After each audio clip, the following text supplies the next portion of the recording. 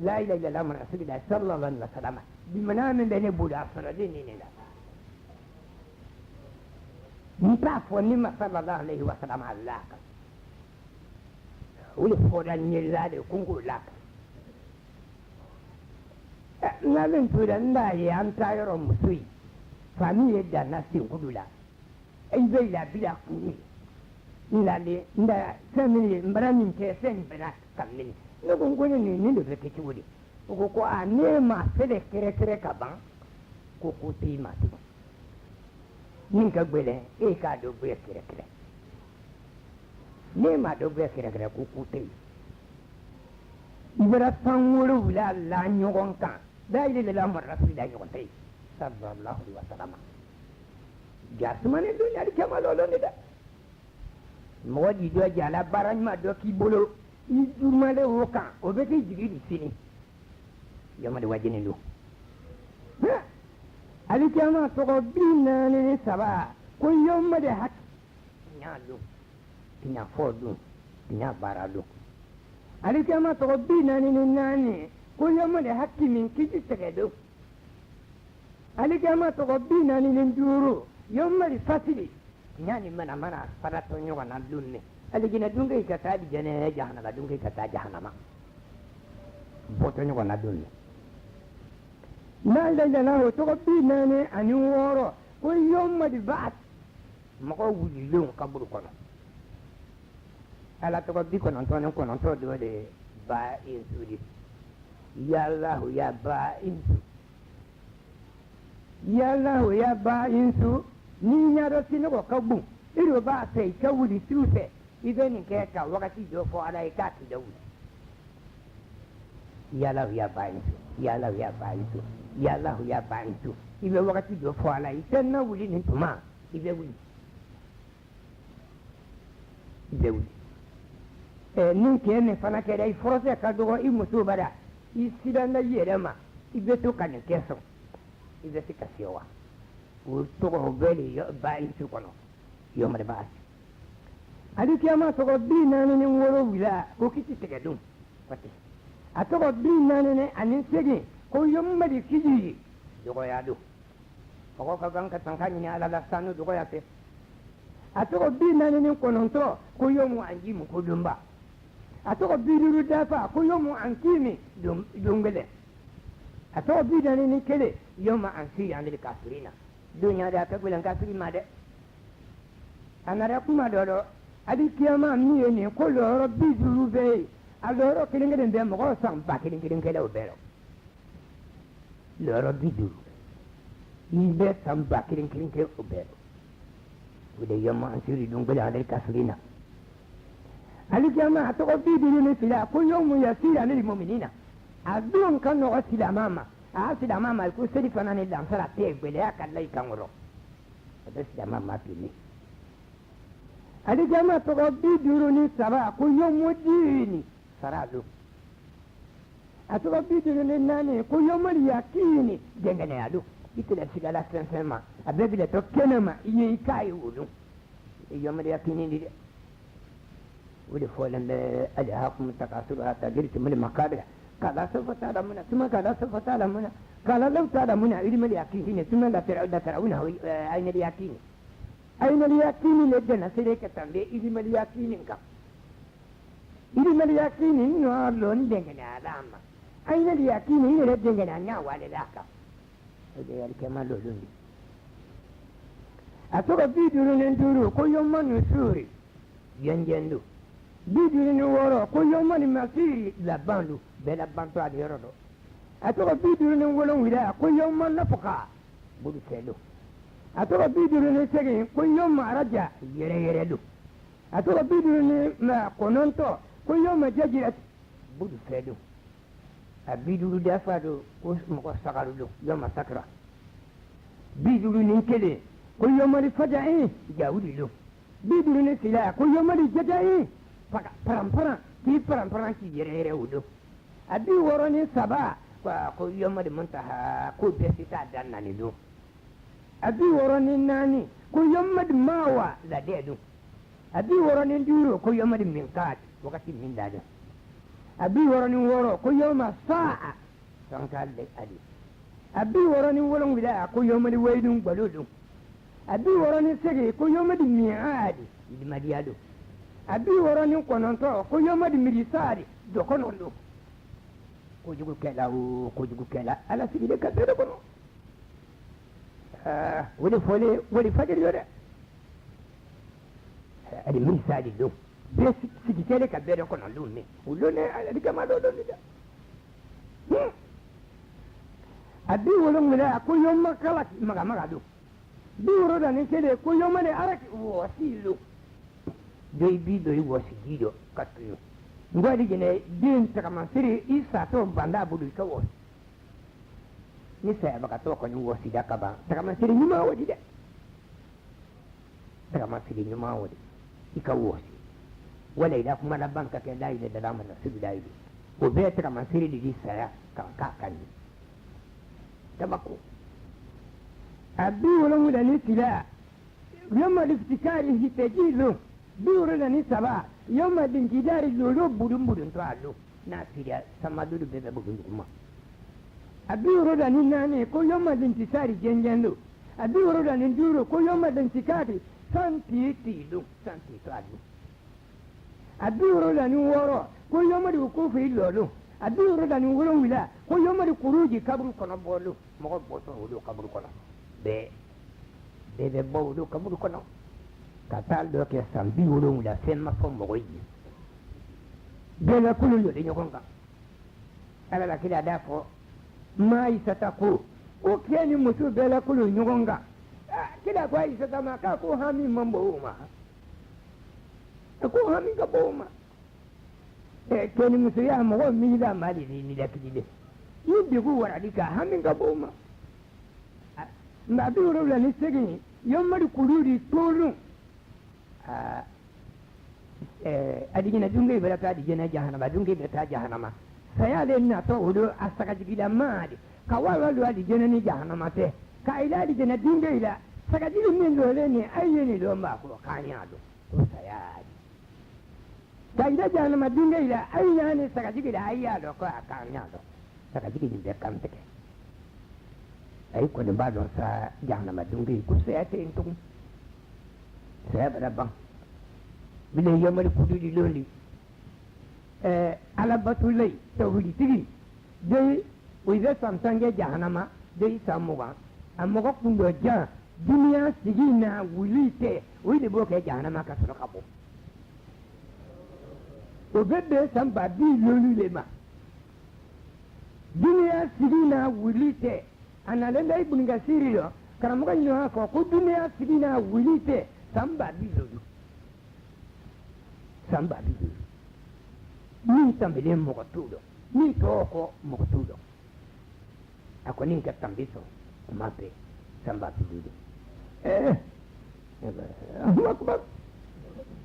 abi wono wula ni kononto ko yomma takabuni bono lun ka vidi bono lo sidama ka tono soro mogo ya tudo di bari jona kono tida tudo jahannama ye silamadi ye kafiri ye demisandi ye moko kumbari su fida befe be ni keda ala batuladi ita digena su be dima ita jahannama su kafiri ko be don ni o ni nyonte ita su be di kafiri duma ni keda ala sosoladi ita jahannama su o be dima ita digena su o be di ala jonuma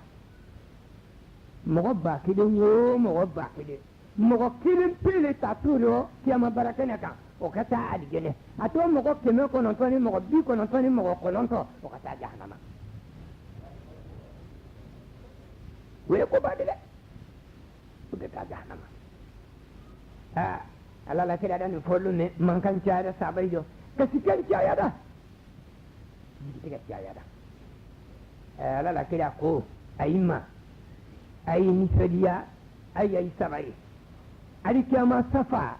mogo wato zo mi ke alabara wo safa keme ale safa muwa safa keme ne safa muwa ala la kida muhammadu mantunu keta do safa bin seginde ato binani ka bɔ adama ma ka na se ala la kira ma o tɔ bɛ bɛn o ma an nin bɛɛ k'a dɔn safa 80 ye kira ko i ma ko ne y'a jigida ayi na k'a digina dunge sugusu tara saba kelen ne y'a jigida ayi na k'a sigi seyi an bara k'a sigi seyi ni sisan sa tara saba kelen yajuju ni majuju kuru da barile adamaden min da la ko yajuju ni majuju kisa tigi di nɔ fɔ ko a muso kelen n'a cɛ kelen o tɛ fa f'a bɛ den ba kelen sɔrɔ a yɛrɛ sɔrɔ la den ba kelen a tulo kelen ye lafɛn de birifani de a tulo kelen ye birifani de k'o la a yɛrɛ kan a bɛɛ ka firi mɔgɔ 900 ni mɔgɔ 90 ni mɔgɔ 9 contexte wi dɔ ani nasara min fana ni o seliya ka dɔgɔ o jama bɛɛ a ko mɔgɔ 900 ni mɔgɔ 90 ni mɔgɔ 9 de dantɔ u dɔ ka mɔgɔ kelen da ayi silama yi dɔ k'a kana jigi tigɛ yɔma ta ka bɔ ni de alikiyama dɔ zɔn ta adamaden ye tala adamaden kelen e dannen bɛ adijɛnɛ dunge yi la baara kama i bɛ sa k'i to kan i sɔrɔ de i bɔ o de baara la i bɛ sa k'i to la o ye jama kelen de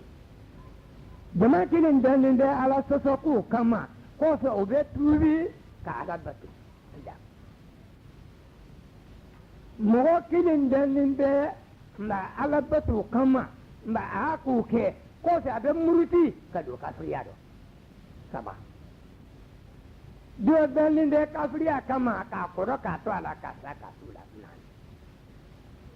adamaden bɛɛ nin tala naani kɔnɔ kelen dannen bɛ silamaya kama a bɛ mɔ o la a bɛ sa k'a to la kelen dannen kafiriya kama a bɛ mɔ o la a bɛ sa k'a to la kelen o bɛ daminɛ silamaya ma o bɛ laban kafiriya ma kelen o bɛ daminɛ kafiriya ma o bɛ laban silamaya ma maa ye Allahu akbar ma bɛ an ka kan miiri dɛ an ka kan ka miiri a bi sigin bɛ fa yomma an b'o si ɲagara sigi don n tɛ mɔgɔ si ɲa ni nisɔndiyalen o don a bi sigin kelen ko yomma maalumu ko lomaloni a bi sigin sira ko yomma mahudu kɔnkɔn don a bi sigin saba yomma lariba fihe siga tɛ don min dɔ a bi sigin naani yomma tubula farayiru Allahu akbar kabakoba ja e tilizali muso fɛ i tɛ jɛnɛba k'o la mɔgɔ t'o lɔ o bangelo na alikiyama dɔ dɔn ne dɛ ne t'i k'o la hɛrɛtigi dɔ wulila a taa dugu la a taara n ma ɲininka ko muso ta ko ɲaani k'a bɛra ale kɔnɔla fili ne ko n ko mun na k'a ni mori nɔ lolon k'oli min fɔ nin ko nin lolon ti suma dɔ bi la ko yala ni ne sɛbɛnle ne ko n ko bɔda t'a la dɛ ni siriya muso ma k'i lafɛ i ka i ko f'i k'i ko ko bɔda t'o la n ko bɔda t'o la fɔlɔfɔlɔ i tun bɛ si muso ma fɔlɔfɔlɔ n'i ma ji sɔrɔ i bɛ wuli ka bɔ i muso kan e t'i ko muso t'i ko ni ji ma sɔrɔ don dɔ i nana muso fɛ i tɛ ji sɔrɔ i bɛ ko bɛɛ kɛ ka dɛsɛ i bɛ wuli i tɛ ji sɔrɔ kɔfɛ o nana bɔ a dɔn ni kɔni sigira muso kan ka ban f'i k'i ko sa dɛ yɔrɔ tugula sara i le golo bɛɛ bange don i n'o jɛnɛya min kɛ dugu rɔ o ɲɛfɔ don i yɛrɛ ɲana fan fɛ kabakoba ko n'ala dugudi bolo o bɛ bange don ni alikiyama lɔ don yɔrɔ tugula sara i lo a bi segin duuru yɔrɔ tajɛ hali damahiru kɔnɔdɔ ko bɛɛ bila tɔ kɛnɛma don min dɔ a bi segin wɔɔrɔ yɔrɔ musakasi fila sitari sitara bange tɔ don min dɔ a bi segin wolonwula yɔrɔ taji san fi labisari n y'a dɔgɔyatɔ don min dɔ a bi segin yɔrɔ tasi ka nin lasi waatɔ rahman lɛma kan ma kun tɔ wolo rahman masa ala ye a bi segin kɔnɔntɔ yɔrɔ ta burujuru jahimu jahima bi bange o don fo mɔgɔ bɛɛ ɲa b'a ye manjara a bi kɔnɔntɔ n'i ma tɛ ka foyi bɔ n'i ma kan tɛ se ka foyi bɔ a kan bi kɔnɔntɔ ni kelen yɔrɔ tɛ se ka fi labisari n y'a kisɛ gbantɔ wolo ka b'a fara kɔnɔ fara t'a bɛn wolo wulari kɛma dɔ don de a bi kɔnɔntɔ ni fila ko tigi do te foyi bo ko tigi kap abi ko non toni saba ni ma te foyi mara ni maye abi ko non toni nani mo ko wudi to do mi do kata jahannama sama ni ti da tu ma kata jahannama sama abi ko non toni duro mo ko ma sama to do ni jahannama ko na nyaka abi ko non toni woro yoma tu ko da bu ju hon sinai nyai de to sa do du ne abi ko non toni wolon wila yoma la ji da walido an waladihi din ta ka foi ba fa ka anapa wala ta ka foi ba le ka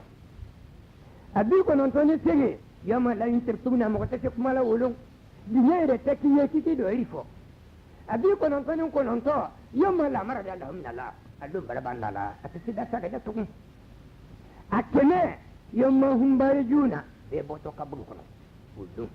wato wudi kema do do akene ni kene yoma wala na riftanuna mo na to bida jahannama ta do mi lo ki ijen akene ni tira nan fulun na fatte mo idu me alindi akene ni saba jari mun lo iri tana na fa wudu akene ani nani